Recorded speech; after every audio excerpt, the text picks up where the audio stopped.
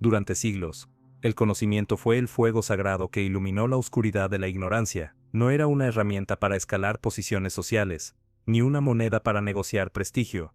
Era un compromiso con la verdad, incluso cuando esa verdad dolía. En la antigua Grecia, los filósofos no buscaban fama ni poder, sino comprensión. Sócrates caminaba por las calles de Atenas, haciendo preguntas que incomodaban, no para humillar, sino para despertar. Su sabiduría no consistía en acumular datos, sino en reconocer los límites de su propia mente. Pero con el tiempo, algo se quebró.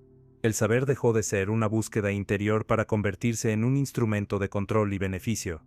El Renacimiento prometió liberar al hombre del dogma, pero el capitalismo emergente lo convirtió en consumidor del conocimiento. El aprendizaje dejó de ser un acto de rebelión y se volvió un producto empaquetado. Las universidades nacieron como templos de pensamiento libre, pero se transformaron en corporaciones, donde la verdad se evalúa por su rentabilidad. El conocimiento comenzó a tener precio, y lo que se paga, se manipula. A medida que las ciudades crecían, y la economía se industrializaba, el saber fue desplazado por la utilidad. Lo que no generaba beneficio, se consideraba pérdida. La filosofía fue reemplazada por la productividad, y la reflexión, por la eficiencia. La pregunta, ¿qué es verdad?, fue sustituida por cuánto produce. Así, la humanidad pasó de buscar sentido a fabricar resultados. El siglo XX fue testigo de un cambio aún más profundo. La ciencia, que alguna vez fue el refugio de la objetividad, empezó a responder a intereses financieros. Los laboratorios ya no buscaban descubrimientos, sino patentes. Los medios ya no informaban para educar, sino para moldear opinión. El saber se fragmentó, se burocratizó, se convirtió en una cadena de producción cognitiva, y quienes intentaron advertirlo, Orwell, Ellul, Illich, fueron relegados al margen, porque decir la verdad en un mundo que vive de la mentira siempre será un acto peligroso. Así nació una nueva era, la era del conocimiento sin alma. Aprendemos no para entender, sino para competir. Estudiamos no para crecer, sino para sobrevivir. Nos educan para adaptarnos, no para cuestionar. Los sistemas académicos, políticos y mediáticos coinciden en un punto: el pensamiento libre no es rentable. Un ciudadano que razona, que investiga, que duda, no se deja manipular, ni consume compulsivamente. Por eso, el sistema no destruye el conocimiento, lo administra, lo convierte en un bien escaso, en un privilegio, en una marca. Pero el verdadero saber no puede venderse, porque no pertenece a nadie. El conocimiento auténtico nace del conflicto, del asombro, del silencio y la contradicción. Es un fuego que no se compra, se enciende dentro del alma, y ese fuego, en esta época de algoritmos y pantallas, corre el riesgo de extinguirse. El hombre contemporáneo vive rodeado de información, pero vacío de comprensión. Sabe cómo usar una herramienta, pero no para qué. Lee miles de titulares, pero no entiende su contexto. Escucha voces que gritan, pero ninguna que piense. En un mundo donde todo está al alcance de un clic, lo único que escapa es el sentido. Esa es la caída del conocimiento, cuando el saber se volvió mercancía, y la verdad dejó de tener valor, si no podía monetizarse. Es el inicio del siglo de la confusión, donde los sabios son ignorados y los ignorantes celebrados, donde la verdad ya no se busca, sino que se alquila, donde los templos del saber se convirtieron en vitrinas del mercado. Y lo más grave es que nadie lo nota. La decadencia del conocimiento no llega con explosiones ni guerras, sino con aplausos y luces de neón, porque mientras el pensamiento profundo muere, el entretenimiento prospera, el ruido sustituye al silencio, la emoción reemplaza al argumento, y el público aplaude sin saber que está presenciando su propia deseducación. El ocaso del saber no se da cuando se prohíbe pensar, sino cuando ya nadie quiere hacerlo. Durante siglos, el conocimiento fue el fuego sagrado que iluminó la oscuridad de la ignorancia. No era una herramienta para escalar posiciones sociales, ni una moneda para negociar prestigio. Era un compromiso con la verdad, incluso cuando esa verdad dolía. En la antigua Grecia, los filósofos no buscaban fama ni poder, sino comprensión. Sócrates caminaba por las calles de Atenas, haciendo preguntas que incomodaban, no para humillar, sino para despertar. Su sabiduría no consistía en acumular datos, sino en reconocer los límites de su propia mente. Pero con el tiempo, algo se quebró. El saber dejó de ser una búsqueda interior para convertirse en un instrumento de control y beneficio. El Renacimiento prometió liberar al hombre del dogma, pero el capitalismo emergente lo convirtió en consumidor del conocimiento. El aprendizaje dejó de ser un acto de rebelión y se volvió un producto empaquetado. Las universidades nacieron como templos de pensamiento libre, pero se transformaron en corporaciones, donde la verdad se evalúa por su rentabilidad. El conocimiento comenzó a tener precio, y lo que se paga, se manipula. A medida que las ciudades crecían y la economía se industrializaba, el saber fue desplazado por la utilidad. Lo que no generaba beneficio se consideraba pérdida. La filosofía fue reemplazada por la productividad y la reflexión por la eficiencia. La pregunta ¿qué es verdad? Fue sustituida por cuánto produce. Así, la humanidad pasó de buscar sentido a fabricar resultados. El siglo XX fue testigo de un cambio aún más profundo. La ciencia, que alguna vez fue el refugio de la objetividad, empezó a responder a intereses financieros. Los laboratorios ya no buscaban descubrimientos, sino patentes. Los medios ya no informaban para educar, sino para moldear opinión. El saber se fragmentó, se burocratizó, se convirtió en una cadena de producción cognitiva, y quienes intentaron advertirlo, Orwell, Ellul, Illich, fueron relegados al margen, porque decir la verdad en un mundo que vive de la mentira siempre será un acto peligroso. Así nació una nueva era, la era del conocimiento sin alma. Aprendemos no para entender, sino para competir. Estudiamos no para crecer, sino para sobrevivir. Nos educan para adaptarnos, no para cuestionar. Los sistemas académicos, políticos y mediáticos coinciden en un punto: el pensamiento libre no es rentable. Un ciudadano que razona, que investiga, que duda, no se deja manipular, ni consume compulsivamente. Por eso, el sistema no destruye el conocimiento, lo administra, lo convierte en un bien escaso, en un privilegio, en una marca. Pero el verdadero saber no puede venderse, porque no pertenece a nadie. El conocimiento auténtico nace del conflicto, del asombro, del silencio y la contradicción. Es un fuego que no se compra, se enciende dentro del alma, y ese fuego, en esta época de algoritmos y pantallas, corre el riesgo de extinguirse.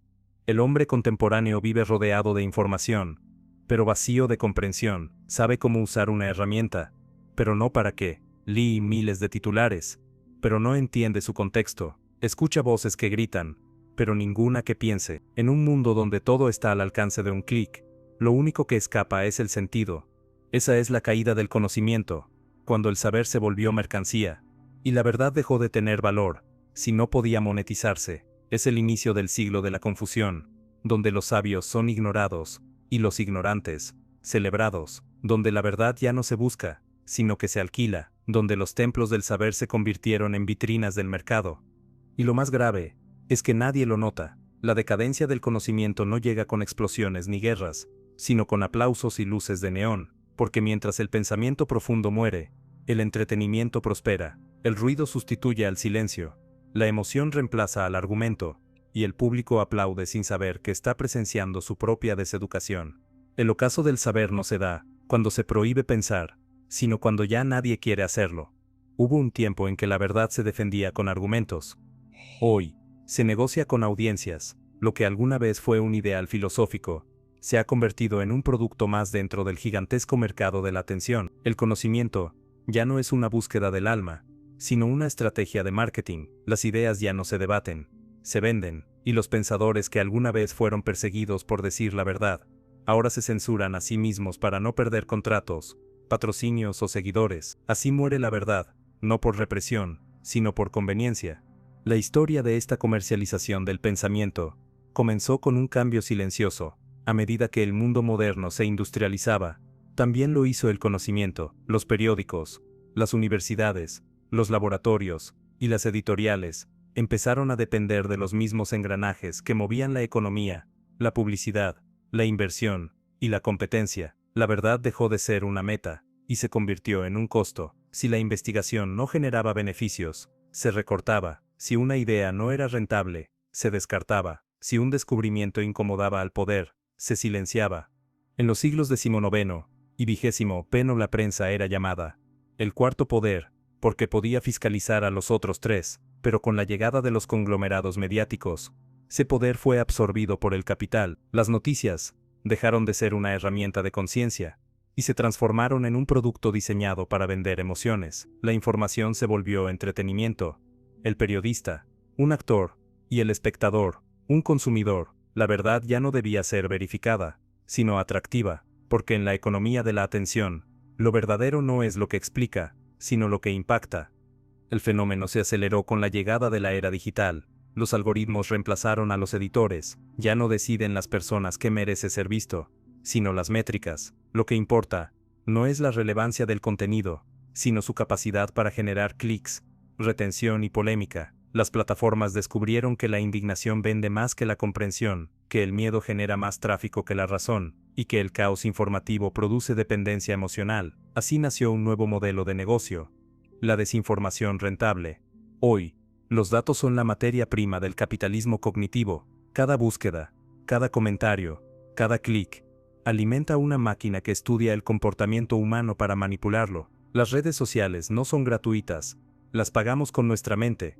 No somos usuarios, somos recursos, y el conocimiento, que alguna vez fue poder, ahora es propiedad de quienes poseen los servidores. El mercado descubrió que controlar la información es más eficaz que controlar las armas, porque quien controla lo que la gente cree, controla lo que la gente hace. Los imperios ya no se conquistan con ejércitos, sino con narrativas. Las guerras del siglo XXI no se libran en campos de batalla, sino en los espacios de percepción, y el enemigo no es otro país, sino la verdad misma. Pero lo más inquietante es que esta nueva forma de manipulación no se impone, se desea. El ser humano moderno consume su propia esclavitud informativa, con gusto, cambia su pensamiento por pertenencia, su criterio por validación, su independencia por aprobación. La mentira se disfraza de tendencia, y la ignorancia de opinión. Nadie obliga a creer, simplemente se crea el entorno para que creer sea más cómodo que pensar. Los medios tradicionales se adaptaron a esta lógica con rapidez. Ya no buscan informar, sino sobrevivir. Cada titular es una trampa de atención, cada historia una estrategia emocional. Las noticias no se ordenan por importancia, sino por clics. Lo importante deja de ser lo que cambia el mundo, y pasa a ser lo que mantiene a la audiencia mirando. La verdad dejó de ser rentable, porque no genera dependencia. La mentira, en cambio, se renueva a diario. Y así, la humanidad cayó en una paradoja devastadora. Nunca tuvimos tanto acceso a la información, y tan poca capacidad de discernirla. El conocimiento dejó de iluminar y comenzó a deslumbrar. Lo que brilla no siempre revela, a veces ciega. En este teatro de apariencias, la sabiduría se convierte en espectáculo, y la reflexión en un lujo para pocos. El pensador moderno no lucha contra la censura, sino contra la indiferencia. La verdad no se prohíbe, se ignora, y cuando la verdad deja de ser rentable, deja también de ser buscada. Los filósofos son reemplazados por coaches motivacionales, los sociólogos por creadores de contenido, los maestros por influencers. Lo que antes era estudio-esfuerzo, ahora se mide en seguidores. El saber se volvió marketing emocional. Detrás de cada pantalla, miles de mentes se moldean al mismo ritmo. No hay conspiración visible, sino un diseño silencioso, el de convertir el pensamiento en consumo. Cada publicación, cada titular, cada debate polarizado, es una inyección de dopamina, que mantiene a la sociedad distraída, dividida y dócil. El conocimiento, como la energía, no desaparece, se transforma. Hoy no desaparece del todo, sino que se distorsiona, se convierte en ruido, en espectáculo, en ilusión. Ya no buscamos la verdad, porque creemos tenerla en la palma de la mano, cuando en realidad solo tenemos una proyección de lo que otros quieren que veamos. Así funciona la nueva economía del pensamiento. El mercado decide qué es verdad y qué no lo es, y lo hace con precisión quirúrgica, moldeando la opinión pública sin que nadie lo perciba, porque la mentira más efectiva no es la que se impone, sino la que se disfruta. Y mientras tanto, la humanidad aplaude, celebra su libertad de información, sin notar que esa libertad está siendo dirigida, porque el problema no es la falta de acceso al conocimiento, sino la pérdida del deseo de comprender. Hemos confundido saber con acumular datos, y pensar con reaccionar. La verdad, cuando dejó de ser rentable, dejó también de ser sagrada. Hubo una época en la que educar significaba despertar. El maestro era un guía del alma, un acompañante en el viaje hacia la comprensión del mundo. No enseñaba lo que debía pensarse, sino cómo pensar. Pero eso fue antes de que la educación se transformara en una fábrica de obediencia, antes de que el aula se convirtiera en una línea de montaje, y el alumno en un producto estandarizado. La historia de la educación moderna no comienza con el amor al conocimiento, sino con el miedo al desorden. Cuando los imperios industriales comprendieron que necesitaban obreros más que pensadores, crearon un modelo de enseñanza diseñado no para liberar, sino para domesticar. De ahí nació el sistema, que aún hoy domina nuestras mentes, el modelo prusiano de educación, el mismo que inspiró a las potencias del siglo XIX y moldeó a las masas para obedecer sin cuestionar. Este sistema tenía un propósito claro: formar ciudadanos funcionales, no seres humanos libres. Las aulas se organizaron como fábricas, horarios, campanas, filas, uniformes, evaluaciones, todo pensado para producir individuos previsibles. El conocimiento dejó de ser una aventura y se convirtió en una rutina. El niño dejó de explorar para memorizar. La curiosidad, que alguna vez fue el motor del aprendizaje, fue reemplazada por la ansiedad de aprobar. Desde entonces, el estudiante ideal no es el que piensa, sino el que repite. El éxito académico se mide en notas, no en comprensión. Los errores no se valoran como parte del descubrimiento, sino como fallas que deben corregirse. Así, el sistema mata lentamente la chispa interior que impulsa la sabiduría, el deseo de saber por amor al saber. Pero la domesticación educativa no se detiene ahí. La escuela moderna enseña sumisión bajo el disfraz de disciplina, enseña conformismo bajo el nombre de civismo, premia la obediencia y castiga la diferencia, y lo más perverso es que lo hace mientras se proclama neutral y científica. En realidad, ninguna educación es neutra. Toda forma de enseñanza responde a una ideología, y la nuestra sirve al mercado. Nos educan para trabajar, no para comprender, para consumir, no para crear, para competir, no para colaborar. La escuela no prepara mentes libres, sino engranajes eficientes. Cada niño aprende desde pequeño a temer el error, a buscar aprobación, y a adaptarse a lo que el sistema considera correcto, y cuando se gradúa, ya no necesita cadenas, lleva la obediencia dentro.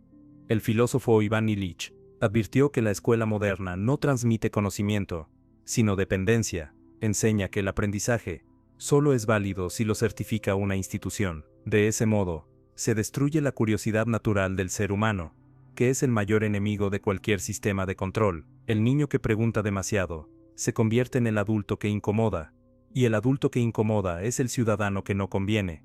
Por eso, el sistema no quiere sabios, quiere especialistas, personas que sepan mucho de algo, pero entiendan poco de sí mismas, que puedan ejecutar tareas con precisión, pero que jamás cuestionen el propósito de su trabajo, que sepan resolver ecuaciones, pero no reconocer injusticias, que sepan producir, pero no pensar.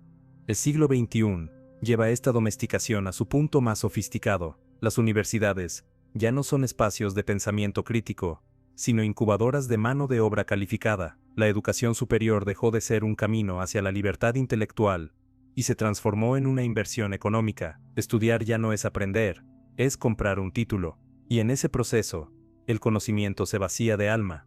Las corporaciones han reemplazado a los filósofos como guías del pensamiento. Ellas deciden qué carreras valen la pena, qué competencias son útiles, y qué ideas deben olvidarse. El sistema educativo se adapta a las necesidades del mercado como un organismo que solo busca sobrevivir. Ya no se pregunta qué es lo justo, lo bello o lo verdadero, sino qué es rentable. Y en esa adaptación silenciosa, el ser humano se convierte en un recurso más. La paradoja es brutal. Vivimos en la era del conocimiento, pero nuestras escuelas producen conformismo. Nos dicen que estudiar nos hará libres, pero lo que realmente aprendemos es a obedecer sin pensar. Nos enseñan a competir, pero no a cooperar, a trabajar, pero no a vivir. Nos preparan para sobrevivir dentro del sistema, pero no para imaginar otro. El filósofo brasileño, Paulo Freire, lo entendió mejor que nadie. Dijo que la educación puede ser un acto de liberación o un acto de dominación, y lo que predomina hoy es lo segundo. Las aulas son campos de domesticación emocional, donde se enseña a callar, a aceptar, a repetir, donde la creatividad se reprime y la inteligencia se mide por exámenes estandarizados. La educación moderna no enseña a pensar el mundo, sino a aceptarlo como está, y esa es la raíz de la decadencia cognitiva de nuestra época, porque una sociedad que deja de preguntarse por qué, termina aceptando cualquier cómo. Así se derrumba el conocimiento, no con guerras ni censura, sino con currículos que no inspiran, y con maestros agotados por un sistema que los usa como piezas de una maquinaria que ya no busca verdad, sino rendimiento. Y mientras los gobiernos celebran avances educativos, millones de mentes jóvenes son entrenadas para convertirse en empleados obedientes, no en pensadores libres. La escuela ya no despierta el alma, la adormece. La curiosidad infantil, ese fuego que alguna vez movió civilizaciones enteras, hoy muere frente a una pantalla llena de tareas sin sentido. Así se forja la caída del conocimiento, cuando educar deja de ser iluminar y se convierte en adiestrar, cuando aprender deja de ser descubrir y se convierte en cumplir, cuando la pregunta más poderosa, ¿por qué?, se sustituida por la más sumisa, ¿para qué sirve?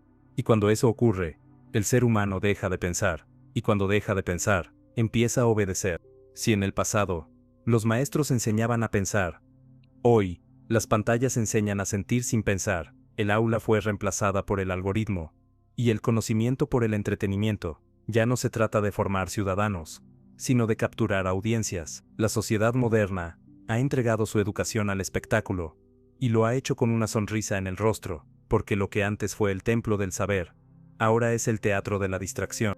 En el siglo XXI, los medios de comunicación y las redes sociales se convirtieron en los nuevos ministerios de la verdad. Ya no instruyen, moldean, ya no educan, condicionan, lo hacen con una sutileza tan profunda que nadie se siente manipulado. Nos enseñan qué pensar, qué desear, qué odiar y a quién admirar, pero lo hacen disfrazados de libertad.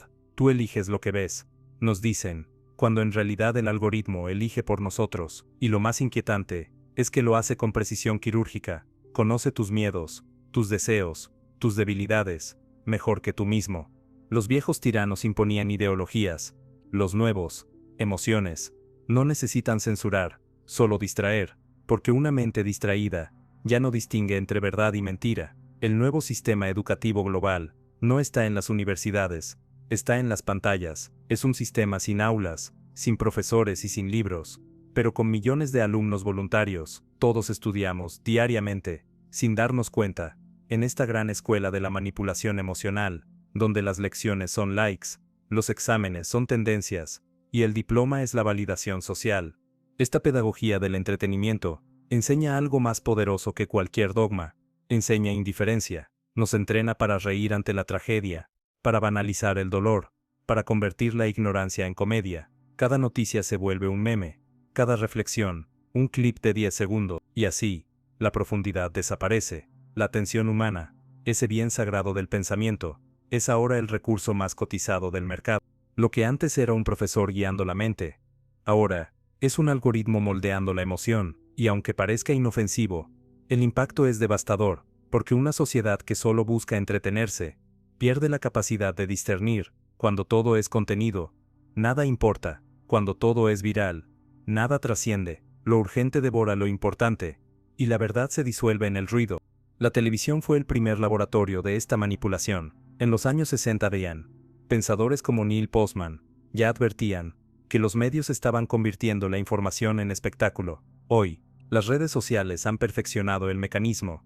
Cada scroll es una clase de condicionamiento. La dopamina reemplazó a la razón, la emoción al criterio, y así, el ser humano moderno se educa sin saberlo, pero no en filosofía ni en ciencia, sino en impulsos. Los medios y las plataformas no solo difunden mensajes, construyen realidades. Cada imagen, cada palabra, cada tendencia configura la percepción del mundo. La educación tradicional enseñaba historia. La educación mediática crea la historia, decide qué recordar y qué olvidar. Los nuevos maestros no explican el mundo, lo fabrican. Y no lo hacen con discursos, sino con ritmo. El pensamiento profundo se fragmenta en estímulos breves, diseñados para mantenernos ocupados pero vacíos. La pedagogía del entretenimiento tiene un objetivo simple: impedir que pienses demasiado, porque quien piensa, ve los hilos, y quien ve los hilos, deja de ser manejable. La paradoja es cruel.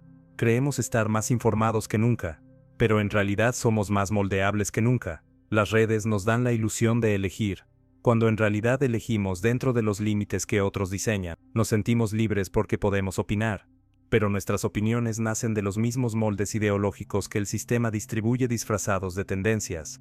Así se educa a las masas del siglo XXI, no con autoridad, sino con seducción, no con castigos, sino con recompensas, no con miedo, sino con gratificación inmediata. La adicción digital es la nueva forma de obediencia. Nos enseñan a depender del estímulo, a vivir pendientes del siguiente video, del siguiente like, del siguiente fragmento de dopamina, y en ese proceso, el pensamiento crítico se evapora.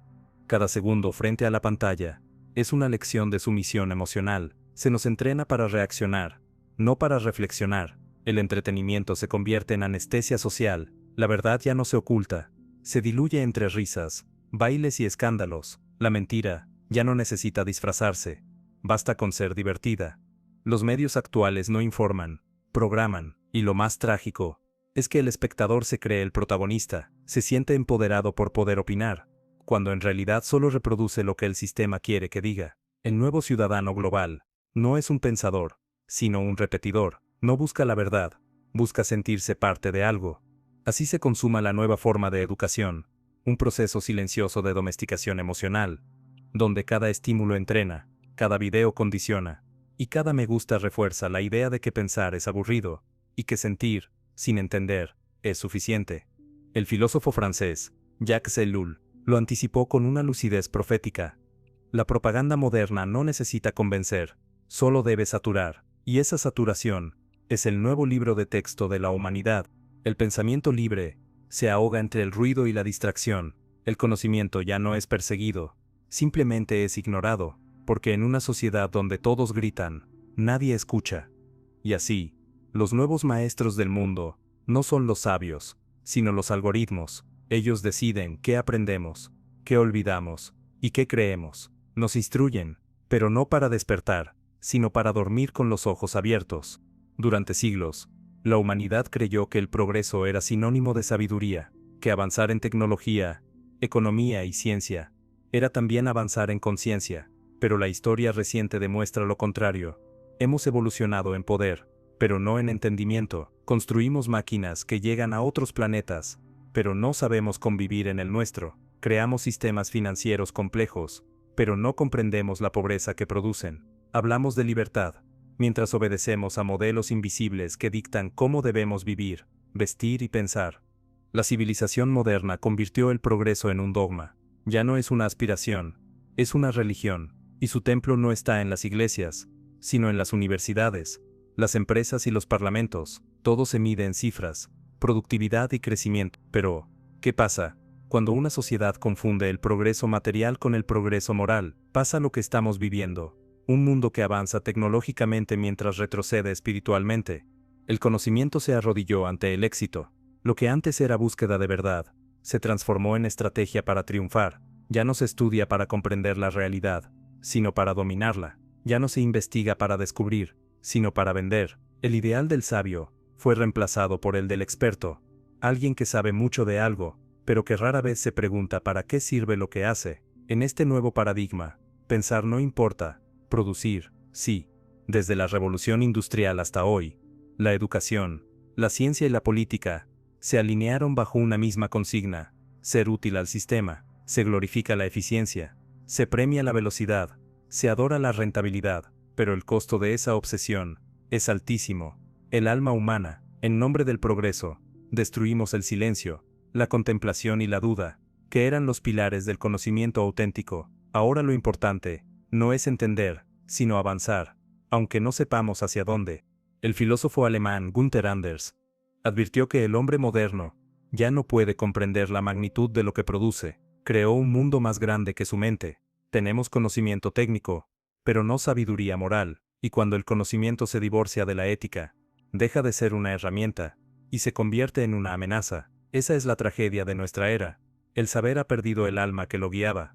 Las universidades, que alguna vez fueron refugios del pensamiento libre, se transformaron en fábricas de especialización. Forman profesionales, no pensadores, expertos que dominan herramientas, pero no conceptos. Gente capaz de resolver ecuaciones complejas, pero incapaz de cuestionar los valores que guían esas soluciones. El conocimiento se volvió funcional, pero vacío, y ese vacío se disfraza de éxito. El problema es que el éxito, en la cultura moderna, no se mide en comprensión, sino en reconocimiento. Lo que importa no es lo que sabes, sino cuánto te aplauden. No es la profundidad de tus ideas, sino la visibilidad de tus resultados. El progreso se convirtió en espectáculo, y la sabiduría en ornamento. Vivimos rodeados de diplomas, premios y certificaciones, pero cada vez más lejos del sentido. La política también cayó en la misma trampa. Los gobiernos hablan de innovación, pero no de virtud. Prometen crecimiento, pero no justicia. Crean sistemas educativos que enseñan competencias, pero no conciencia. En este modelo, el ser humano es un recurso, no un fin. Lo que vale no es su pensamiento, sino su productividad. El progreso se volvió la excusa perfecta para deshumanizar. Y mientras tanto, los que cuestionan ese modelo son etiquetados como pesimistas, retrógrados o enemigos del desarrollo, porque el progreso, como todo dogma, no admite crítica. Se ha vuelto una verdad absoluta, que nadie se atreve a desafiar, aunque su brillo esté vaciando el mundo de sentido. ¿De qué sirve tanto avance si no sabemos qué hacer con él? ¿De qué sirve saberlo todo si hemos olvidado por qué queremos saber? El ser humano moderno vive obsesionado con crear, pero no con comprender lo que crea, y así, cada descubrimiento se convierte en un nuevo instrumento de poder, no de sabiduría. El progreso, en apariencia, nos hizo más fuertes, pero en realidad nos hizo más frágiles. Nos acostumbró a creer que siempre habrá una solución técnica para cada problema moral, una aplicación para cada dilema ético, una estadística para cada injusticia, pero el conocimiento no debería resolverlo todo, debería enseñarnos a discernir qué vale la pena resolver. El filósofo español, José Ortega y Gasset, lo advirtió hace un siglo.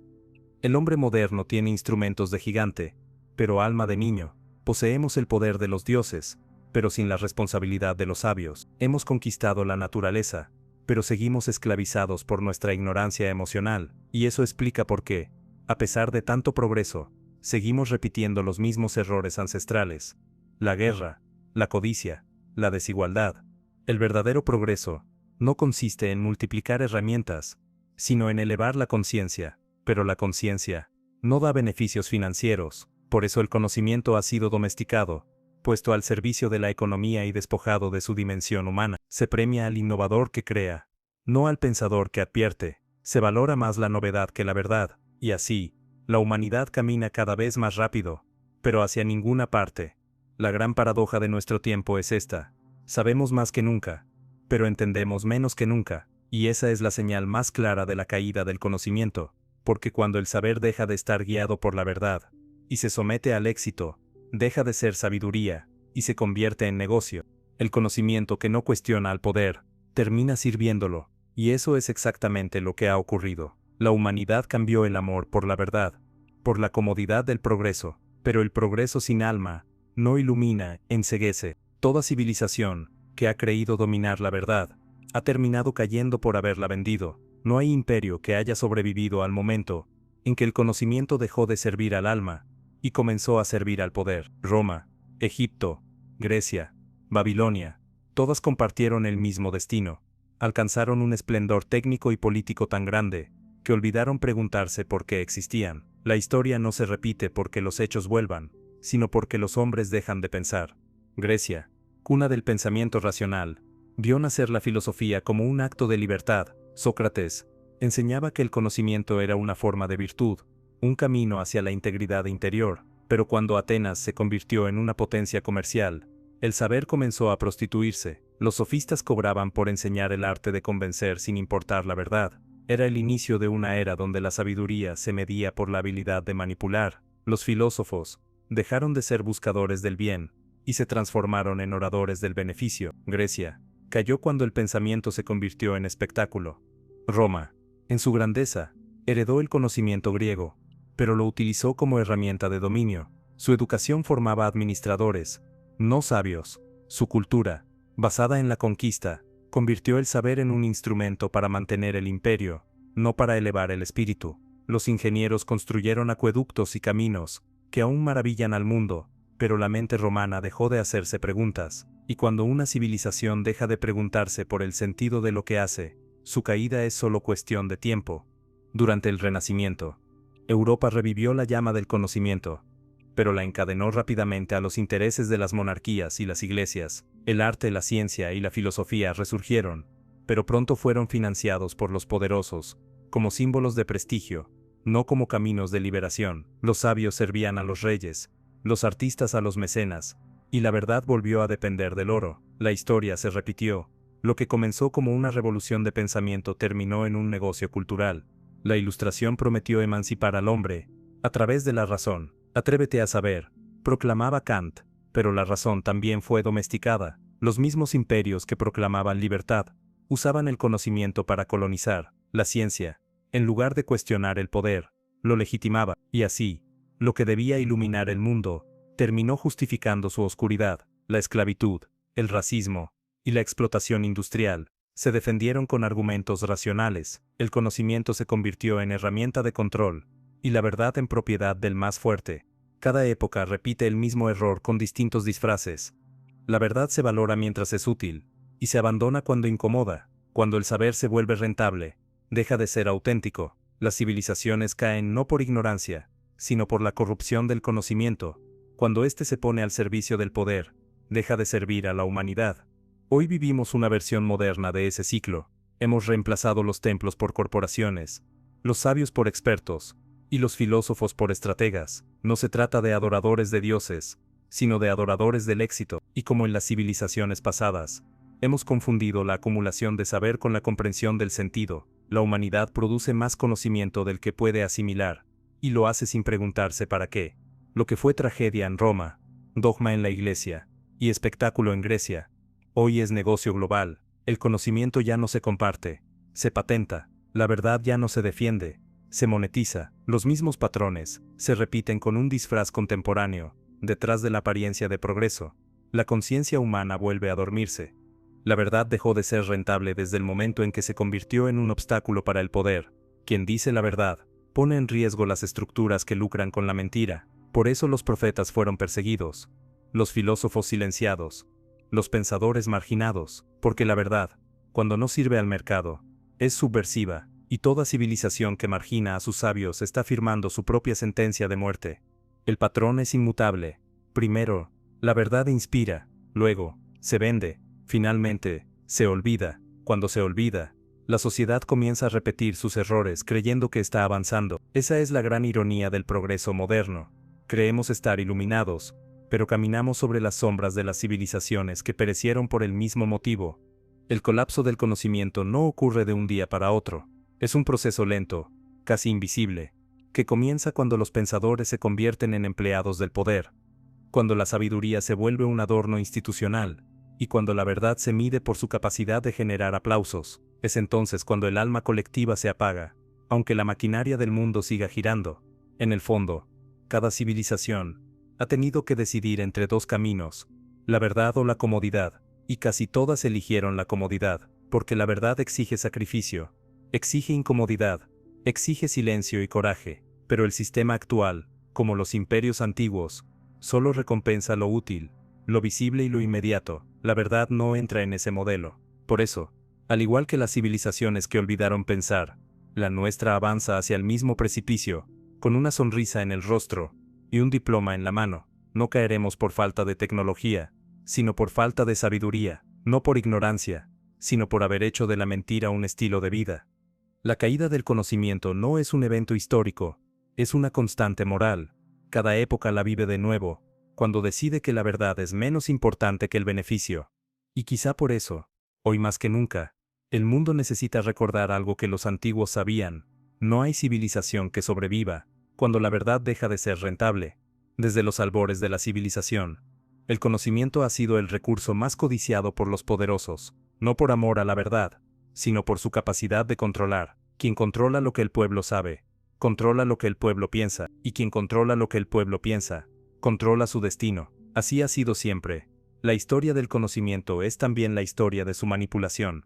En las antiguas civilizaciones, el poder no se sostenía con ejércitos, sino con narrativas. Los faraones egipcios no solo gobernaban por fuerza, sino porque monopolizaban el acceso a los dioses y al saber escrito. El conocimiento era sagrado, reservado para una élite sacerdotal, que interpretaba los signos, los astros y los textos sagrados. El pueblo obedecía no por miedo físico, sino por reverencia a una sabiduría que no podía comprender. Esa fue la primera gran forma de control, el conocimiento convertido en misterio. Siglos después, las religiones institucionalizadas heredaron esa lógica. La verdad se encerró en templos, Se escribió en lenguas que nadie hablaba, y se administró desde altares inaccesibles. El saber se volvió un privilegio, y el dogma, una herramienta. El creyente no debía entender, solo creer, y así se perpetuó una pedagogía de la sumisión, donde pensar era pecado y preguntar, peligro. Pero con la llegada de la modernidad, el poder descubrió algo más sofisticado. No hace falta ocultar el conocimiento, basta con dirigirlo. Ya no se trataba de negar la información, sino de moldearla. Las escuelas nacionales del siglo XIX, impulsadas por los estados y los burgueses, se crearon con un propósito claro: formar ciudadanos obedientes al orden económico. No eran templos del saber, sino fábricas ideológicas. El currículum no era neutral, servía para fabricar la identidad del trabajador moderno. Se enseñaba historia no para comprender el pasado, sino para justificar la nación. Se enseñaba matemáticas no para pensar, sino para producir. Se enseñaba moral, no para reflexionar, sino para obedecer. El conocimiento se convirtió en el cemento invisible del poder político.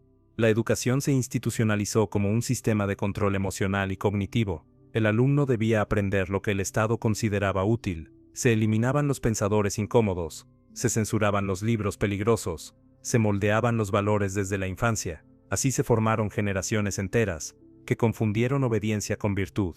El poder entendió que el conocimiento no tenía que liberarte, bastaba con que te hiciera funcional, y así nació el trabajador ilustrado, aquel que sabe lo justo para servir, pero no lo suficiente para rebelarse. Esa es la gran victoria del poder moderno, la ilusión de la libertad intelectual.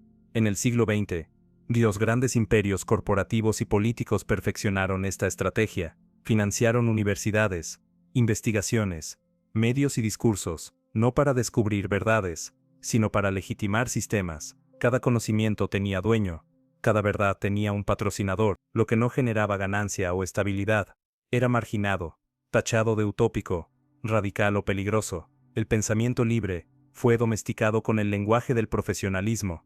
Los economistas se convirtieron en sacerdotes del nuevo templo. El mercado, los científicos, en guardianes del progreso. Los profesores, en reproductores de ideas aceptables. Los periodistas, en voceros de los intereses que financian su medio. Todo saber que no alimenta al sistema es considerado irrelevante.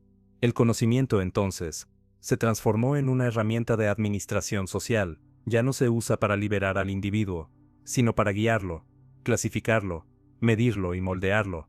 La sociología se usa para manipular la opinión pública, la psicología, para diseñar consumidores, la economía, para justificar desigualdades, y la historia, para construir versiones convenientes del pasado. El saber se volvió una arquitectura de control. Lo más perverso es que el poder ya no necesita imponer la ignorancia, la fabrica a través del exceso. Se ofrece tanta información que el individuo no puede distinguir lo importante de lo irrelevante. Se entrena a las masas para consumir datos, no para interpretarlos. Y cuando la mente está saturada, deja de pensar. Ese es el triunfo final del poder: hacer creer a la gente que sabe, cuando en realidad solo repite lo que se le permitió conocer. El filósofo Michel Foucault lo explicó con precisión.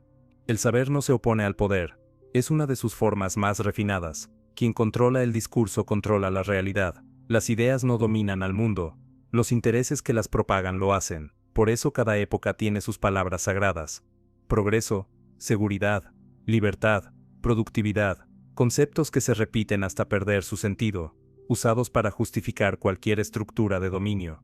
Y mientras el conocimiento libre agoniza, el poder lo reemplaza por dogmas, con apariencia racional. Todo está justificado con estudios, estadísticas, indicadores, pero detrás de cada número hay una intención, detrás de cada modelo hay una ideología, detrás de cada verdad institucional, una voluntad de control. El problema no es que el poder use el conocimiento.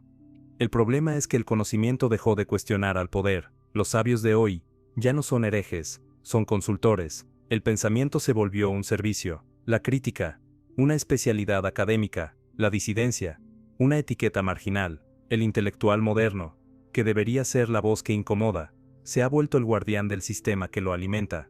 Y así, el conocimiento perdió su esencia.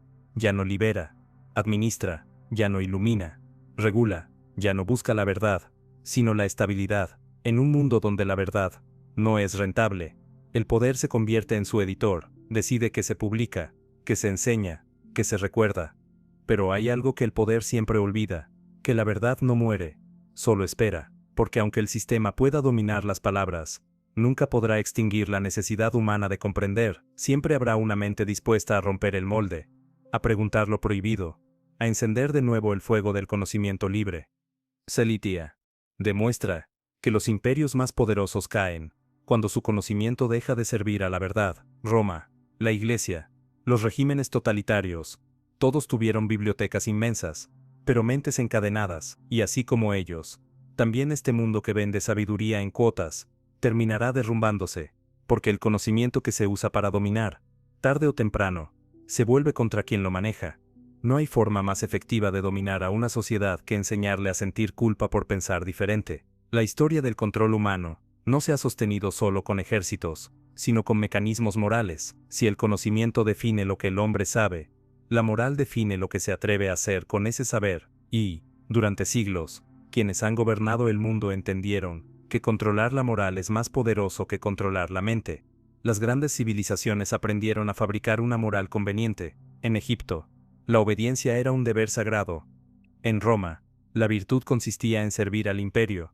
En la Edad Media, el pecado más grave era cuestionar la autoridad de Dios, que en realidad era la autoridad del clero. En todos los casos, la moral no surgía del alma humana, sino del poder que la dictaba.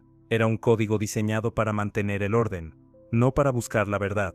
Pero en el mundo moderno, esa manipulación se volvió más sofisticada. Ya no hay inquisidores ni verdugos visibles. Ahora, la moral se instala en la conciencia del individuo como una aplicación invisible. El ciudadano aprende desde niño qué es correcto y qué no, qué se puede decir y qué debe callar, no por imposición violenta, sino por condicionamiento social. La moral se volvió un algoritmo emocional, una programación cultural que moldea nuestros juicios sin que nos demos cuenta. Los sistemas educativos, religiosos, políticos y económicos trabajan en conjunto para construir una ética funcional al poder. No enseñan a distinguir el bien del mal, sino a aceptar lo socialmente aceptable. La obediencia se disfraza de virtud, la indiferencia de prudencia, y el silencio de respeto. Así se crean sociedades moralmente dóciles, donde la conciencia ya no se guía por la verdad, sino por la conveniencia. La moral fabricada opera con precisión psicológica, no prohíbe pensar, pero hace sentir culpa por hacerlo. No censura directamente, pero ridiculiza al que cuestiona. El disidente ya no es un enemigo del Estado, es un inadaptado, un negativo, un extremista. La sanción no es el castigo, sino la exclusión. Así se moldea el pensamiento sin necesidad de violencia. La historia está llena de ejemplos. En la época medieval, pensar fuera del dogma te convertía en hereje. En el siglo XX, disentir del partido era traición. En el presente, cuestionar la narrativa dominante te convierte en enemigo del consenso. El método es el mismo, solo cambian las palabras. Ya no hay hogueras, hay reputaciones destruidas, ya no hay exilios, hay cancelaciones. La sociedad misma se encarga de vigilar la ortodoxia moral que le han inculcado. El filósofo Friedrich Nietzsche lo vio venir con una lucidez brutal. Dijo que toda moral es una forma de poder, y que las civilizaciones se sostienen sobre ficciones que los hombres terminan adorando como verdades. Para él, la moral del esclavo, la que glorifica la sumisión y condena la fuerza, fue la invención más efectiva del dominio humano. Enseñarle a la gente que es bueno, obedecer y malo, rebelarse, es el truco más antiguo del poder. Y esa idea persiste hasta hoy. El sistema moderno nos dice que ser buen ciudadano es adaptarse, no cuestionar, que ser buena persona es no incomodar, que el verdadero progreso consiste en ajustarse al orden establecido, no en transformarlo. Así, la moral se convierte en una prisión invisible, que encierra la conciencia sin necesidad de barrotes.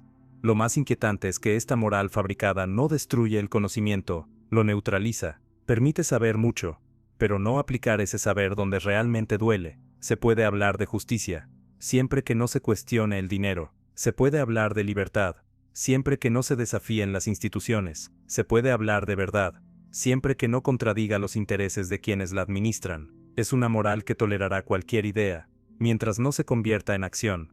Los poderosos entendieron que no hay nada más peligroso que una verdad acompañada de valor moral. Por eso la cultura contemporánea está diseñada para fragmentar la conciencia. Nos enseña a separar el pensamiento de la acción. Podemos indignarnos, debatir, filosofar, pero siempre dentro de los límites del entretenimiento o la corrección social. Así se garantiza que el conocimiento nunca se transforme en revolución interior. Esta moral fabricada ha logrado lo impensable, que las personas se autocensuren por miedo a no encajar. Ya no se necesita vigilancia externa, basta con la vigilancia interior. Cada individuo es su propio guardián, cada conciencia, su propia cárcel, y en ese estado de docilidad emocional, el poder reina sin resistencia. Pero lo más trágico de todo, es que la moral fabricada se disfraza de libertad. Se nos dice que podemos elegir, opinar, ser diferentes, siempre y cuando esa diferencia no cuestione la base del sistema. Es la ilusión de la disidencia, un espacio controlado donde la rebeldía es parte del decorado, como una válvula de escape que mantiene el sistema intacto.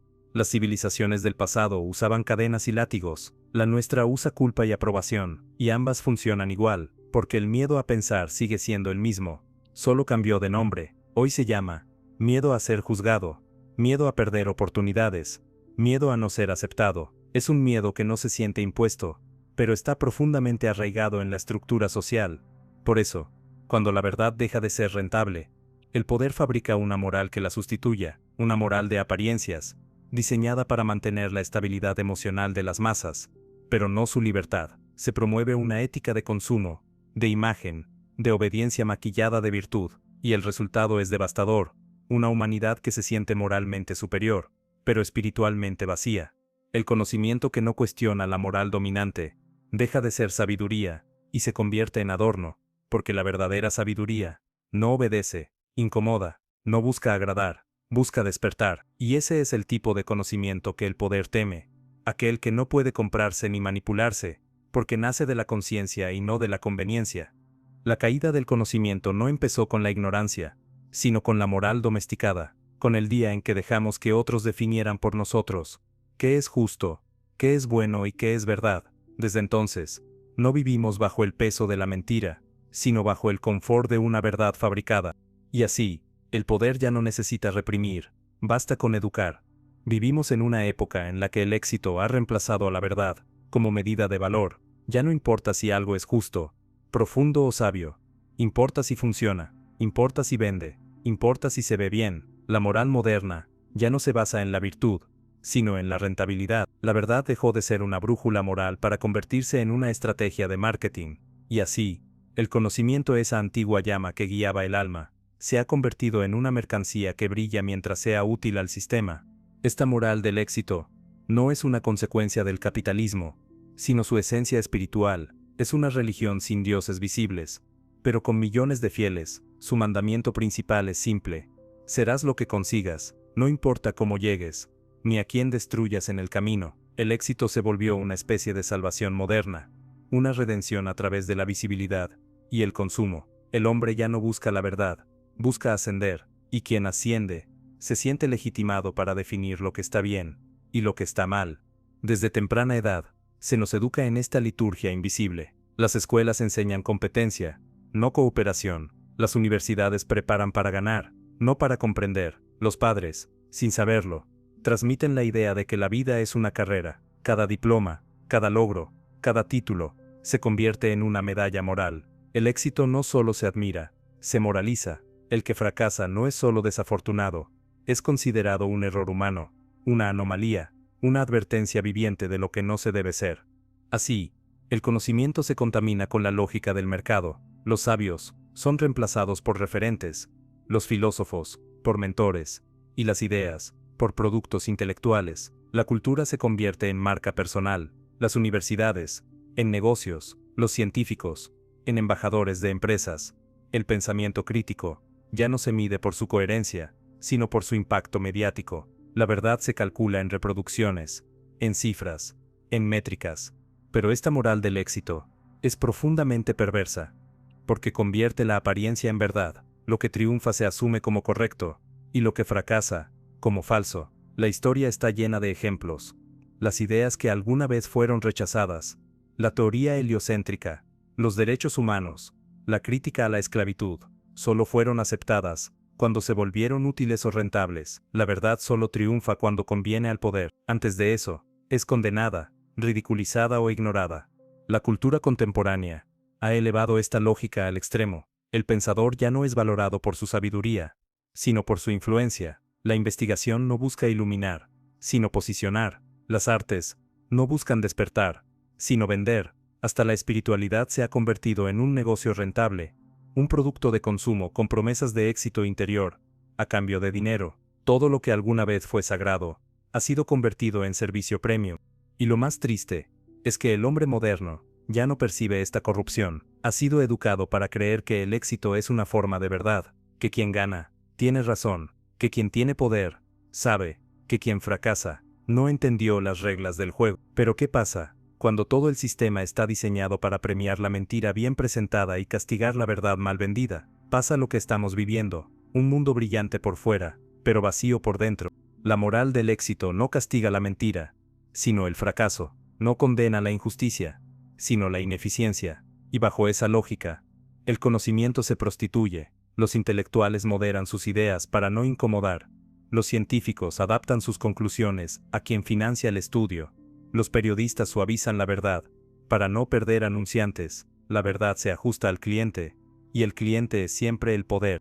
El filósofo español, José Luis Pardo, escribió que el éxito se ha convertido en la moral de los mediocres, y tenía razón, porque en esta nueva escala de valores, el éxito no mide la grandeza del espíritu, sino la capacidad de adaptarse al mercado. Ser exitoso ya no es crear algo valioso, sino ser percibido como valioso. Vivimos en una economía de apariencias, donde la verdad ya no tiene precio, solo estética. El conocimiento se ha convertido en un producto que debe agradar para existir. Nadie financia la duda, nadie promueve la crítica, nadie premia la honestidad si no genera retorno. Por eso, los grandes pensadores contemporáneos son cada vez más escasos, no porque falte talento, sino porque el sistema ya no tiene espacio para ellos. El pensamiento profundo no es rentable, la superficialidad sí. El éxito, como moral dominante, ha corrompido incluso nuestra relación con el tiempo. Antes, la verdad se construía lentamente, con paciencia, con reflexión. Hoy, todo debe ser inmediato, nadie tiene tiempo para pensar, porque pensar no produce. Se valora más la velocidad que la profundidad, más la visibilidad que la comprensión. El hombre moderno no vive para aprender, vive para mostrarse. Pero esta moral del éxito tiene un costo silencioso, la destrucción del alma colectiva. Cuando todo se mide en resultados, el ser humano deja de preguntarse por el sentido, ya no se pregunta si algo es justo, sino si es rentable, ya no busca lo verdadero, sino lo conveniente, y así, la civilización se convierte en una maquinaria que produce logros, pero no sabiduría, ganancias, pero no propósito. Los antiguos filósofos lo habrían llamado decadencia, porque la decadencia no comienza cuando se pierden los recursos, sino cuando se pierde el espíritu. Y nosotros, envueltos en esta moral del éxito, hemos perdido la brújula moral que daba sentido al conocimiento, lo hemos convertido en un medio para acumular, no en un camino para comprender.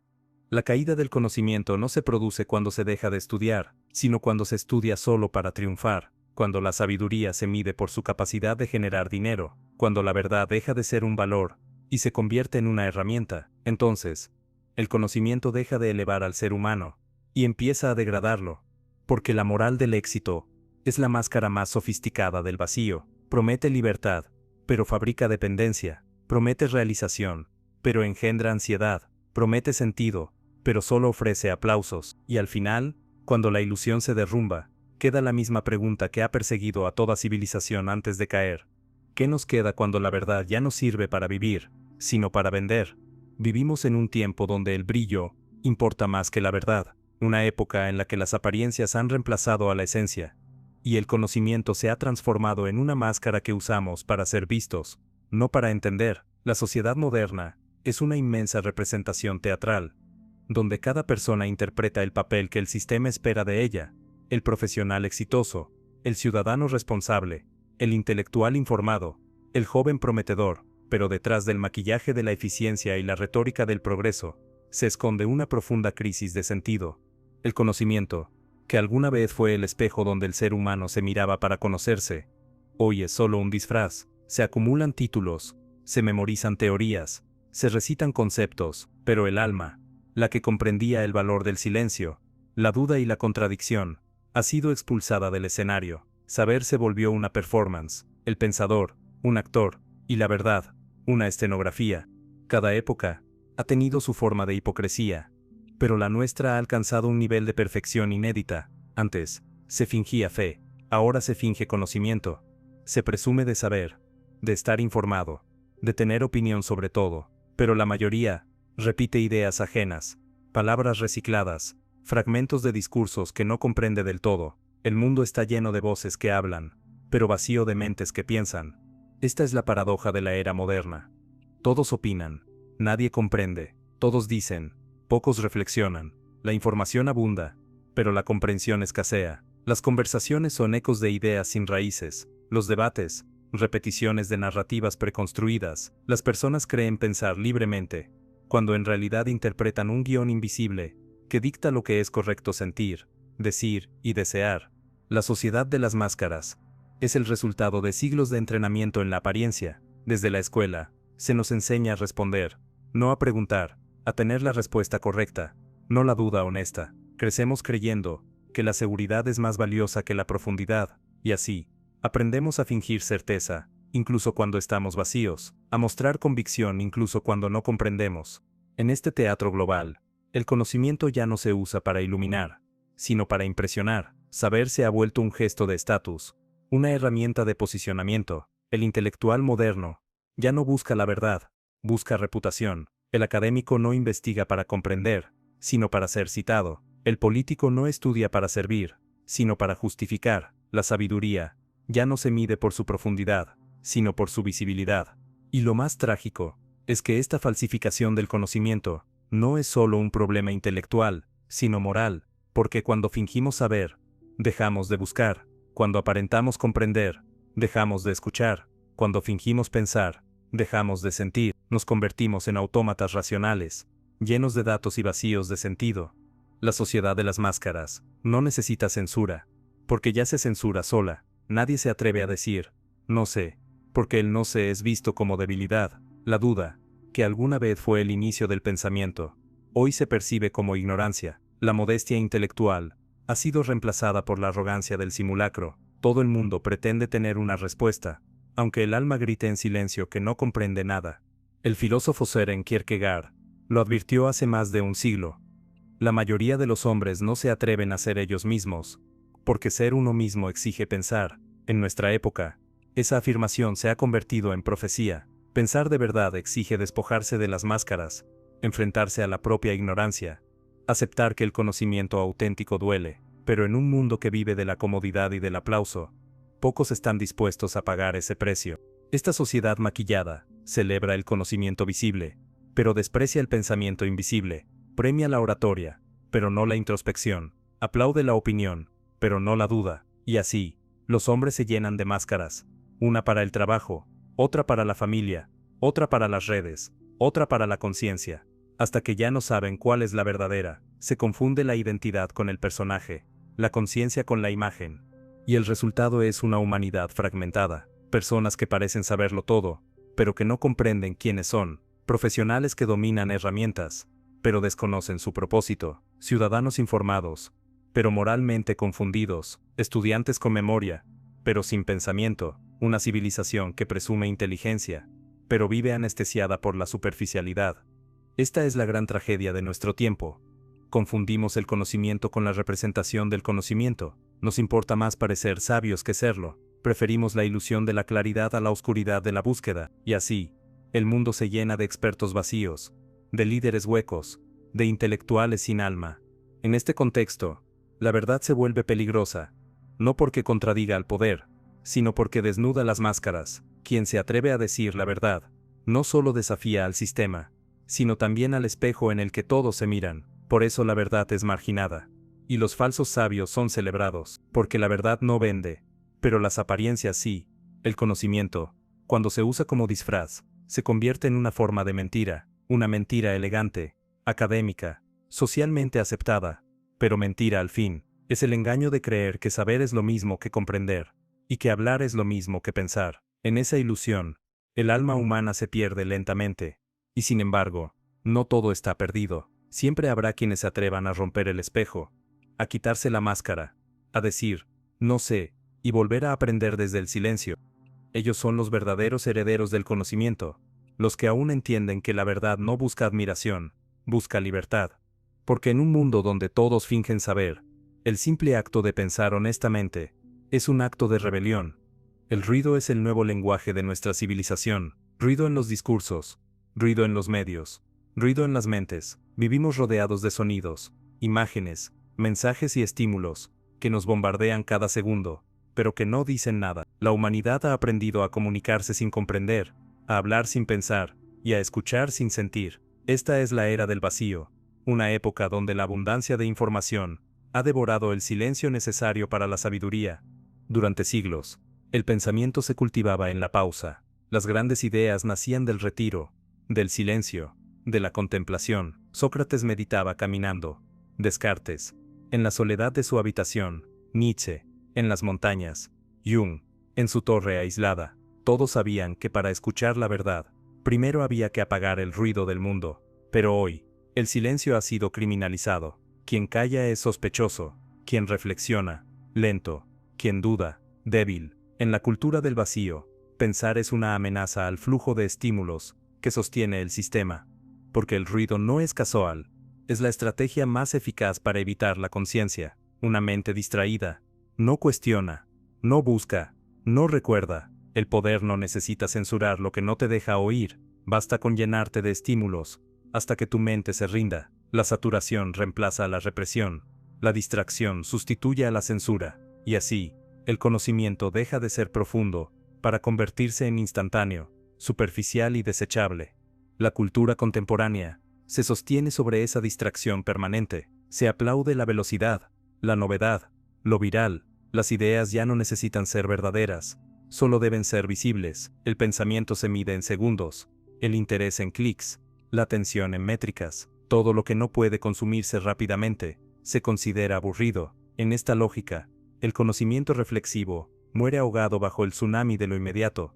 El vacío no está en la ausencia de información, sino en la ausencia de sentido. El mundo está lleno de datos, pero vacío de dirección. Cada día se generan más textos, teorías y opiniones de las que un ser humano podría procesar en toda su vida, y sin embargo, la gente se siente más perdida que nunca. Saberlo todo, pero no comprender nada.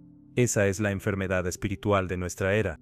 El filósofo Byung-Chul Han lo llamó la sociedad del cansancio, un mundo donde el ser humano está exhausto de sí mismo, saturado de estímulos, pero vacío de propósito. La hiperconectividad ha borrado los límites entre trabajo, ocio y descanso. Ya no hay momentos de reflexión, solo de reacción. Todo se convierte en tarea, en consumo, en actividad. Pensar se vuelve un lujo, y el silencio, una rareza. En esta cultura del vacío, el conocimiento ha sido reemplazado por entretenimiento. Ya no buscamos comprender, sino distraernos de la incomodidad de no comprender. La filosofía se convierte en frases motivacionales, la ciencia en titulares, la historia en anécdotas, la política en espectáculo. La profundidad se disfraza de simpleza, la sabiduría de autoestima, y la educación de entretenimiento. Todo debe ser ligero, rápido, digerible. Nadie soporta el peso de la verdad. Y así, el hombre moderno vive en una paradoja cruel. Nunca tuvo tanto acceso al conocimiento, y nunca fue tan incapaz de usarlo. Tiene herramientas infinitas, pero propósitos finitos. Puede saber todo sobre el universo, pero ignora quién es. La cultura del vacío no mata la inteligencia, la diluye, convierte al sabio en un consumidor de su propio reflejo. Este vacío tiene una consecuencia invisible pero devastadora: la pérdida del asombro. Cuando todo está al alcance, nada sorprende. Cuando todo se repite, nada conmueve. El alma humana, que alguna vez vibró frente al misterio del mundo, hoy está anestesiada por el exceso de estímulos, y una sociedad sin asombro es una sociedad que ya no puede crear. El arte, la filosofía, la poesía, esas formas puras del conocimiento, que alguna vez elevaron la conciencia, han sido reducidas a adornos. Se valora el impacto, no la emoción, la técnica, no la intención. La belleza ha sido desplazada por la estética vacía del marketing, y cuando la belleza muere, la verdad comienza a marchitarse, porque el arte no solo reflejaba el mundo, lo interpretaba, hoy solo lo imita. La cultura del vacío convierte todo en espectáculo, incluso la tragedia, las guerras, las crisis, las injusticias, se consumen como contenido, todo se vuelve imagen, todo se olvida al instante, la memoria colectiva se fragmenta, la empatía se erosiona, en un mundo donde todo se muestra, nada se siente. Y sin embargo, detrás de este ruido ensordecedor, aún se escucha un eco débil, el deseo humano de sentido, aunque el sistema lo distrae, lo niega y lo aplasta, sigue ahí, latente, es ese susurro interior que aparece en las noches de insomnio, cuando las pantallas se apagan y el alma pregunta, ¿para qué todo esto? Es la nostalgia de una verdad, que alguna vez nos sostuvo, y que hoy se esconde bajo capas de información sin alma. La caída del conocimiento, en realidad, no fue provocada por la ignorancia, sino por el exceso. Nos convertimos en esclavos del estímulo, creyendo que vivir informados era lo mismo que vivir despiertos, pero una mente saturada no despierta, se adormece más profundamente. La civilización moderna parece temer al silencio, porque en el silencio se revela lo que realmente somos, y quizás esa sea la tragedia más grande. Hemos construido un mundo tan lleno de ruido, que ya no podemos oírnos pensar. El vacío no está fuera, está dentro, y mientras no tengamos el coraje de enfrentarlo, seguiremos llenándolo con distracciones, con falsas verdades, con conocimiento hueco. Porque en el fondo, la cultura del vacío no teme perder la verdad, teme encontrarla. Cuando el conocimiento pierde su sentido, el alma comienza a enfermar. La caída del conocimiento no destruye únicamente la mente, devasta el espíritu, porque sin verdad, el ser humano se convierte en un cuerpo con datos, pero sin dirección. Es entonces cuando aparece el mayor vacío de nuestra época, un vacío espiritual, existencial, silencioso, una sensación de pérdida, que ni la ciencia puede explicar, ni la tecnología puede llenar. El hombre moderno vive rodeado de respuestas, pero carece de preguntas. Su entorno le ofrece información para todo, pero sentido para nada. Sabe cómo hacer, pero no por qué. Conoce el cómo funciona el mundo, pero ignora para qué vive en él. Y esa desconexión entre saber y ser, entre conocimiento y conciencia, es el origen de su crisis espiritual. Durante siglos el conocimiento fue una forma de trascendencia. No se estudiaba para ganar, sino para comprender. El sabio no buscaba poder, buscaba armonía, pero en la modernidad, el saber se divorció del alma, la ciencia se separó de la filosofía, la razón de la espiritualidad, el intelecto de la conciencia, y en esa fractura, el ser humano perdió su unidad interior, se volvió inteligente, pero no sabio, informado, pero no despierto. Civilización actual sufre una nueva forma de analfabetismo, el analfabetismo espiritual. Las personas saben leer palabras, pero no símbolos, conocen conceptos, pero no significados, hablan de energía, de conciencia, de bienestar, pero lo hacen desde la superficie, desde la moda. La espiritualidad se ha convertido en un producto más del mercado del alma. Se vende en retiros, se publicita en frases, se empaqueta en libros de autoayuda. El hombre moderno ya no busca a Dios, busca bienestar, y ese es el síntoma más claro de su desorientación. Las antiguas tradiciones, de Oriente y Occidente, entendían que el conocimiento debía servir para la transformación interior, que la verdad no se estudiaba, se encarnaba. Sócrates decía que conocerse a sí mismo era el principio de toda sabiduría. Buda enseñaba que el sufrimiento nace de la ignorancia de uno mismo. Jesús advertía que la verdad libera. Todas esas voces apuntaban al mismo horizonte. El conocimiento sin alma es una forma de ceguera. Pero el mundo moderno, en su arrogancia racional, despreció esa sabiduría, reemplazó el alma por el intelecto, el misterio por la técnica, la contemplación por el cálculo, y el resultado es una humanidad hiperconectada pero interiormente sola, llena de información pero vacía de sentido. Hemos sustituido el templo interior por pantallas, el diálogo con la conciencia por la distracción constante.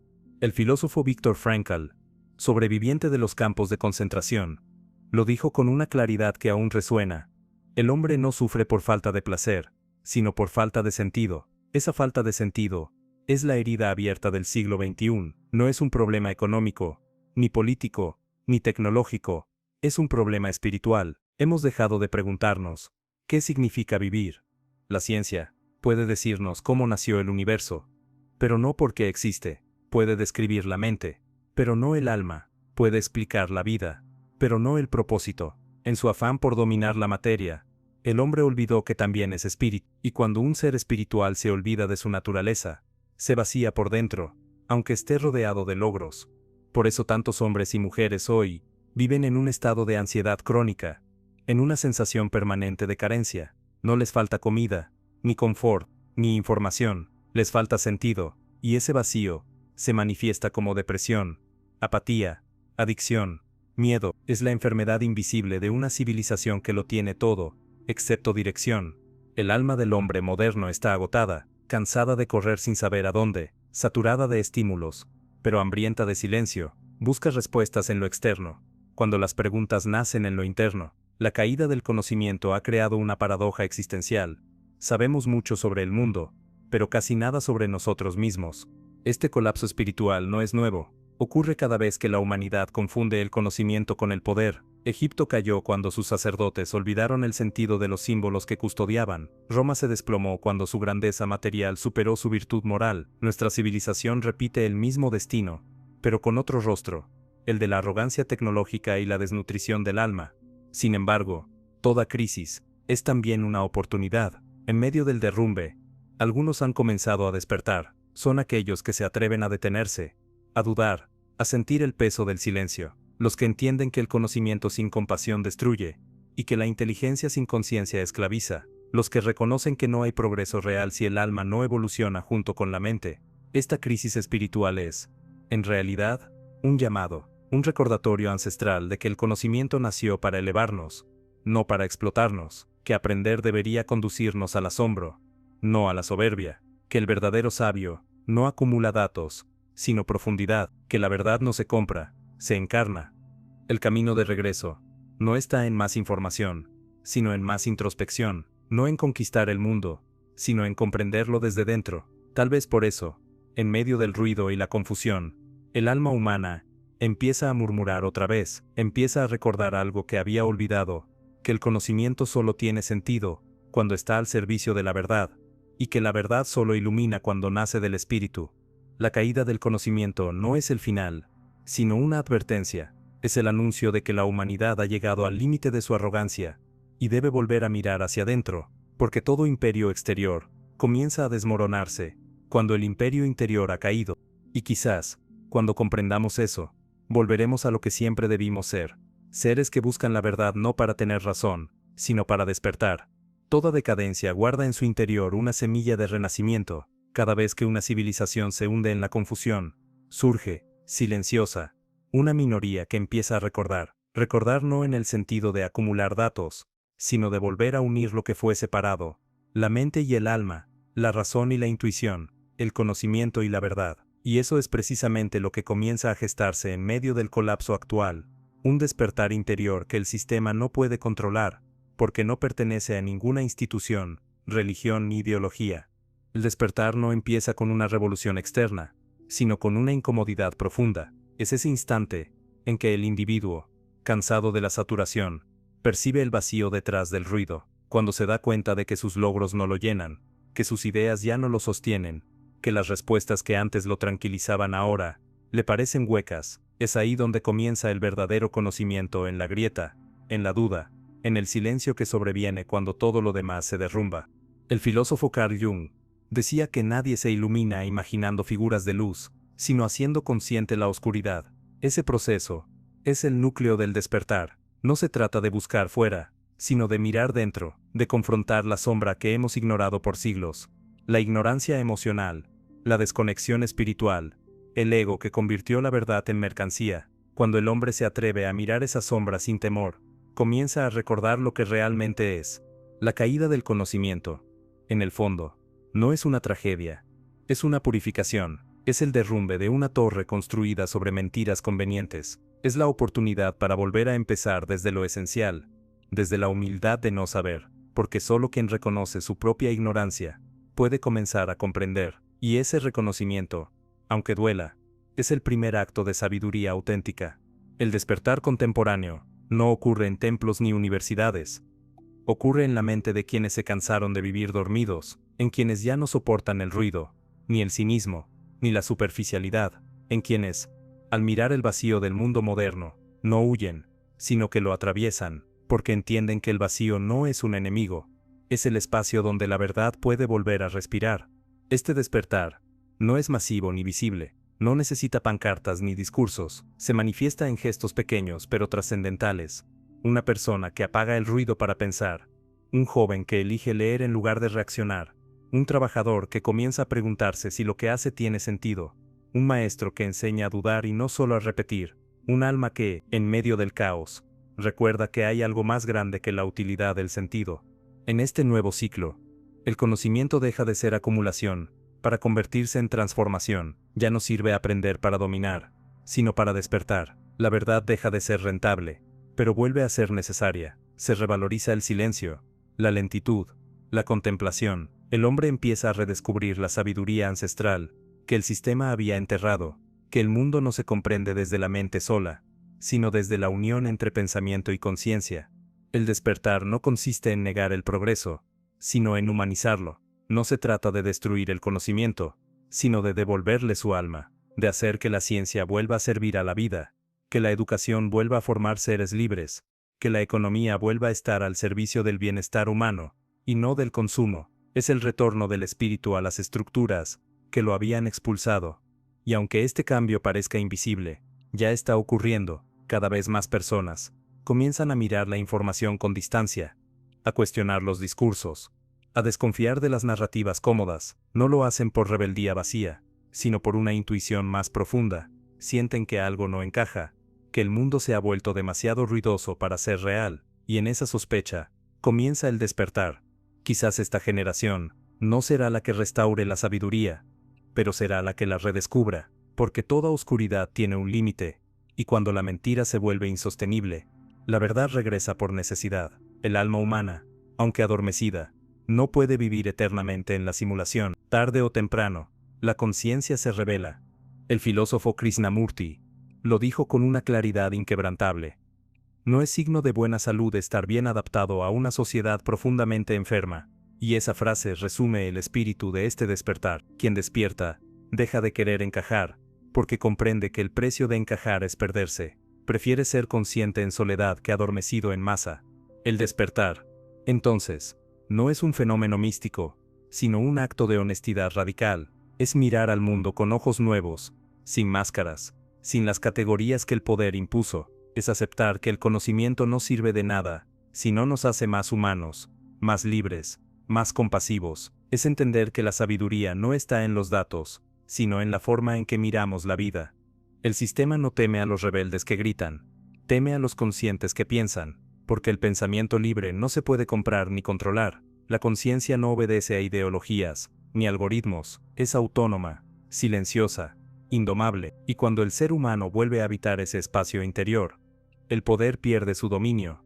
Ese es el verdadero renacimiento que se avecina, no el de las máquinas, sino el del espíritu, no el de la información, sino el de la comprensión, no el del éxito, sino el del sentido. El despertar no es una promesa futura, es una decisión presente. Recordar lo que somos antes de que nos enseñaran a olvidar. Y quizá, cuando suficientes almas recuerden, cuando el conocimiento vuelva a unirse con la verdad, y la verdad con la conciencia, entonces, el mundo volverá a tener alma, porque la verdadera revolución no ocurre en las calles, ni en los sistemas, sino en el corazón de cada mente que decide despertar. Toda gran transformación comenzó con una minoría que se atrevió a pensar distinto. Nunca fue la multitud la que cambió el rumbo del mundo, sino unos pocos individuos que decidieron no seguir durmiendo. Así nació cada renacimiento, cada revolución interior, cada despertar colectivo. Y aunque parezca imposible, el cambio que el mundo necesita hoy no vendrá de una nueva tecnología, ni de un nuevo sistema político, sino de un tipo distinto de ser humano, uno que piensa con la mente despierta y siente con el alma lúcida. La historia lo confirma. Sócrates fue uno solo, y su voz aún resuena. Jesús fue uno, y su mensaje rompió imperios. Galileo, una mente aislada, y cambió la forma en que la humanidad miraba el cielo. Buda, un solo hombre, y su silencio transformó siglos. Siempre ha sido así. Las grandes transformaciones no nacen del poder, sino del coraje de quienes se atreven a ver lo que los demás temen mirar.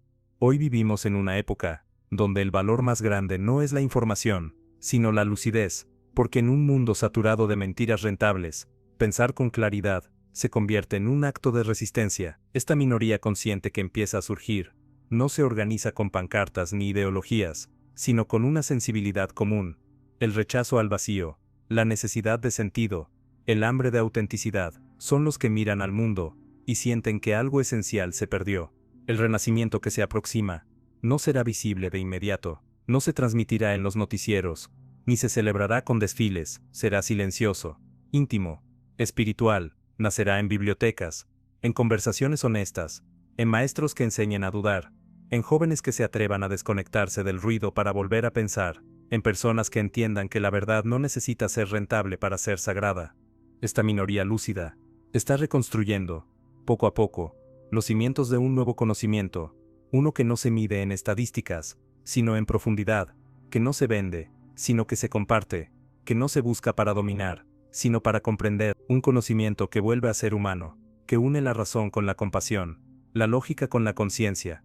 El mundo moderno, agotado por su propio artificio, está dejando espacio para un nuevo tipo de sabiduría, la sabiduría del alma consciente. Ya no se trata de acumular respuestas, sino de formular preguntas verdaderas, no de conquistar la naturaleza, sino de reconciliarse con ella, no de controlar al otro, sino de comprenderse a sí mismo. Cuando un solo individuo se atreve a pensar libremente, el sistema tiembla, porque el pensamiento libre tiene una cualidad expansiva, se contagia, una idea verdadera, cuando nace desde la conciencia, no necesita propaganda, se propaga por resonancia, no convence, despierta, y ese es el poder que más teme el sistema, el poder de una mente que no puede ser manipulada, porque ya ha comprendido la diferencia entre conocimiento y verdad. El renacimiento que viene no busca destruir el mundo existente, sino sanarlo, sanar la mente fragmentada, sanar la educación que adiestra, sanar la ciencia que olvida al espíritu, sanar el trabajo que agota, sanar el éxito que vacía, sanar sobre todo la relación del ser humano consigo mismo, porque ninguna estructura social puede sostenerse si el individuo sigue dormido, dividido y vacío. En este nuevo paradigma, el conocimiento dejará de ser un privilegio y volverá a ser un camino. No se enseñará a memorizar, sino a comprender, no se educará para competir, sino para crear, no se estudiará para acumular poder, sino para descubrir propósito. Este será el renacimiento, que devuelva al saber su carácter sagrado, el conocimiento como una forma de amar el mundo. La minoría consciente que surge no es perfecta, tropieza, duda, se contradice, pero esa es precisamente su fuerza. No pretende tener todas las respuestas, solo busca vivir con preguntas verdaderas. Ha comprendido que la sabiduría no se alcanza, se encarna, que la verdad no se impone, se vive, que la libertad no se conquista, se recuerda. Quizás este despertar no logre cambiar al mundo entero de inmediato, pero sí puede cambiar la dirección del tiempo, porque la historia, cuando es guiada por almas despiertas, se reescribe, y aunque las estructuras del poder sigan resistiendo, su fragilidad ya ha sido expuesta. La verdad no necesita mayoría para prevalecer, solo necesita coherencia. Cuando suficientes individuos empiecen a actuar desde la conciencia, y no desde el miedo, el cambio será inevitable, la economía se rehumanizará, la educación se espiritualizará, la ciencia volverá a servir a la vida. No será una utopía perfecta, pero será una civilización más honesta, menos enferma, menos vacía. La humanidad está frente a un punto de inflexión. Podemos seguir vendiendo la verdad al mejor postor, o volver a hacer de ella un bien común. Podemos continuar adorando el éxito vacío, o aprender nuevamente a admirar la sabiduría silenciosa. Podemos seguir dormidos entre pantallas y discursos, o atrevernos a despertar juntos.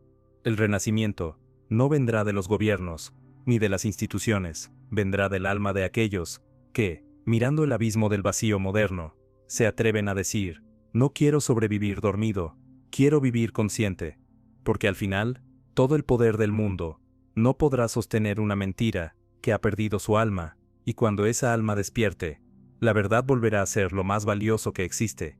Toda caída, si se comprende, se convierte en un renacimiento, y toda oscuridad, si se atraviesa con conciencia, se transforma en una nueva luz. Así es como terminan y comienzan las eras, no con un estallido, sino con un silencio que despierta. La caída del conocimiento que hemos narrado no es el fin de la historia humana, es la purificación necesaria de una civilización que había olvidado por qué quería saber. Es el punto exacto donde la humanidad puede volver a mirar hacia adentro y preguntarse: ¿para qué tanto progreso si olvidamos el propósito? Durante siglos, el hombre creyó que dominar el mundo lo haría libre, pero terminó dominado por su propio orgullo. Construyó máquinas, sistemas, economías, religiones y discursos para controlar la realidad, y sin darse cuenta, se convirtió en prisionero de su propio artificio. El conocimiento perdió el alma, porque el hombre perdió la suya. Pero esta crisis no es una condena, es una oportunidad, porque lo que se derrumba no es el conocimiento en sí, sino la mentira que lo corrompía. Lo que muere es la soberbia del saber sin conciencia, la arrogancia de una ciencia sin ética, la vanidad de una educación sin espíritu. Lo que emerge de las ruinas es la posibilidad de un nuevo conocimiento, uno que no busca tener razón, sino comprender, que no quiere controlar, sino cuidar, que no desea poseer, sino despertar. Este nuevo comienzo no será visible en los titulares ni en las cifras, sino en la mirada de las personas que se atreven a pensar por sí mismas, en los maestros, que enseñan a dudar con amor, en los jóvenes que eligen escuchar antes que opinar, en los científicos que recuerdan que investigar también es orar, en los artistas que comprenden que crear es revelar, en los padres que entienden que educar es encender, no domesticar. El renacimiento del conocimiento empieza con un gesto simple: volver a mirar con asombro, asombrarse de nuevo por lo evidente, por lo pequeño, por lo humano, redescubrir el milagro de entender, de contemplar, de existir. La sabiduría comienza ahí, donde el alma deja de buscar poder y empieza a buscar sentido. El filósofo Spinoza escribió: el hombre libre es aquel que vive guiado por la razón, pero inspirado por el amor.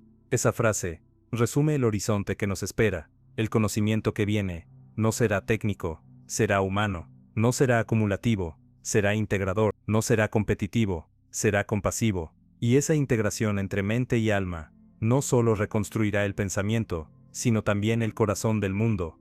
Cuando el conocimiento recupere su humildad, la verdad volverá a florecer, y con ella, la libertad, porque solo un ser consciente puede ser libre, y solo quien busca la verdad sin interés puede llamarse sabio. El futuro no dependerá de cuántos datos sepamos, sino de cuánta verdad seamos capaces de sostener sin venderla. La humanidad está en ese umbral. Podemos seguir construyendo pirámides de información sin alma, o levantar templos invisibles de conciencia. Podemos seguir persiguiendo resultados, o atrevernos a buscar significado. Podemos continuar aplaudiendo el ruido, o reconciliarnos con el silencio. Cada elección individual se vuelve ahora una decisión histórica. El mundo cambiará, no cuando todos lo sepan todo, sino cuando algunos recuerden lo esencial, que el conocimiento sin verdad es solo poder, y el poder sin alma destruye, pero el conocimiento al servicio de la verdad, y guiado por la conciencia, puede sanar, puede devolvernos la plenitud perdida, puede reconciliarnos con la vida. La reconstrucción del alma humana comienza con una pregunta: ¿qué pasaría si volviéramos a amar la verdad más que el éxito? Si ese día llega, si la humanidad vuelve a elegir el conocimiento como camino, y no como negocio, entonces todo lo que hoy parece perdido, se volverá posible. La caída del conocimiento fue, en el fondo, un acto de purificación universal. El sistema colapsa para recordarnos que la verdad no puede ser propiedad, solo experiencia. Y cuando volvamos a vivirla, no como teoría, sino como presencia, la historia reanudará su sentido. Entonces, la humanidad, más madura y más humilde, comprenderá al fin lo que los antiguos sabían, que el propósito del saber no es dominar el mundo, sino reconciliarse con él. Y cuando eso suceda, cuando el conocimiento vuelva a unirse con la verdad, y la verdad con el alma, el fuego del espíritu humano arderá de nuevo, no para iluminar a unos pocos, sino para despertar a todos, porque la verdad, aunque el mundo la olvide, nunca deja de esperar ser recordada.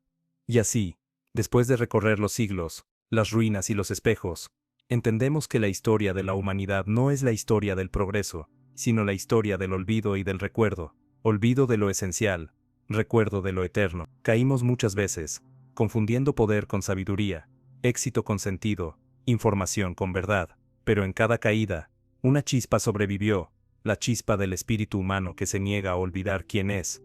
El conocimiento, cuando se separó del alma, se volvió una sombra arrogante, creó imperios, fabricó ejércitos, levantó templos de acero, pero perdió el fuego interior que le daba dirección. Esa fue nuestra tragedia colectiva. Creímos que sabíamos todo, pero dejamos de comprendernos, y en ese exceso de saber sin conciencia, el mundo se desmoronó en silencio.